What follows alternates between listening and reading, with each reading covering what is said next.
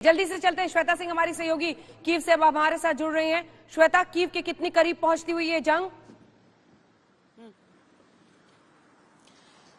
ये देखिए, घेराबंदी दो दिशाओं से तो है यहाँ पर अंजना। और उस समय जिस चीज की हम चर्चा कर रहे थे कि क्या जो सिविल इलाके हैं वहां पर निशाना बनाया गया है। देखिए, मैं इस टीवी टावर के बगल में हूँ अंजना, जहां पर टीवी टावर पर जब ये आकर रॉकेट लगा था, जो हमला हुआ था, उसका टूटा हुआ हिस्सा आप नीचे देखेंगे, क्योंकि उस पर लगा नीचे जमीन पर। अगर मैं कहूँ सड़क पर मोहसिन को दिखाने के लिए कि कहां पर उसका एक हिस्सा टूटकर जो गिरा, एक हिस्सा टूटकर इस तरफ गिरा और उसके बाद धीरे धीरे अगर हम अपने फ्रेम को दूसरी तरफ घुमाना शुरू करें सड़क के, तो आपको वो रिहायशी इलाके का भी समझ में आएगा।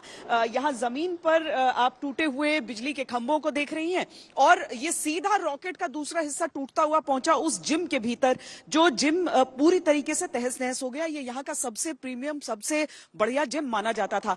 अब जिम से अगर हम लेफ्ट की तरफ देख लें तो एक गैस स्टेशन दिखता है हमें, और वो गैस स्टेशन में अगर कहीं गलती से पहुंचा होता तो और ज्यादा दिक्कतें आ जाती। लेकिन इस हमले में 7 लोग मारे गए थे।